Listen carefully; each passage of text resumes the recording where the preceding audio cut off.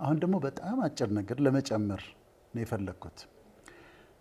ፈጣሪ በምድር ላይ ለሰው ልጆች ያልሰጠን ነገር የለም። ሁሉን ነገር ሰጥቶናል። ሁሉን ነገር አዘጋጅቷል። እንደውም አንድ ቦታ ላይ ቅዱሱ መጽሐፍ ምን ይላል?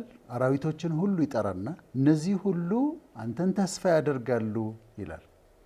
አንተም እጅህን ትከፍታለህ፣ ከመልካም ነገር ይጠግባሉ ይላል። እንደ እምነታችን ፈጣሪን በምንጠራበት ጠርተን ያልሰጠው ለምድር ለሰው ልጆች ያልሰጠው ነገር የለም። ችግሩ ምንድን ነው?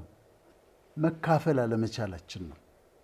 ሀብት መካፈል አለመቻሉ ነው። ዲስትሪቢዩት አለመደረጉ ነው። ቅድም ስንል እንደነበረው አንዳንዴ ያዝ ስለምናደርግ ንፉግነት ስለሚይዘን ነው እንጂ በምድር ላይ ያልተሰጠን ነገር የለም። ሁሉን ነገር ሰጥቷል እና እሱ አንተ እጅህን ትከፍታለህ ከመልካም ነገር ይጠግባሉ ተብሏል።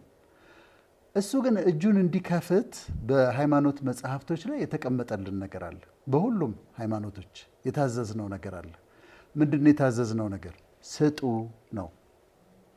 ስጡ።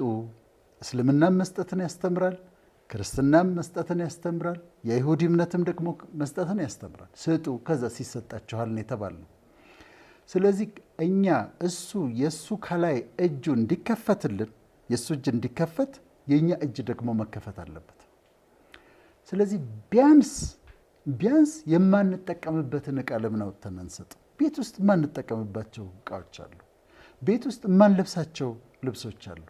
ቢያንስ አውጥተን እጃችንን መክፈት አለብን፣ መስጠት አለብን፣ ማገዝ አለብን። ሌሎች ከኛ አነስ ስለሚሉና ተጨንቀው እያየናቸው ተቸግረው እያየናቸው ግራ ገብቷቸው እያየናቸው ዝም ከምንል ጓደኛዬ ጨንቆት ተቸግሮ ግራ ገብቶት ሳየው ዝም ከምል እጄን ብከፍትለት የያዝኩትን ነገር ብለቅለት እሱ መልካም ነው ለማለት ነው።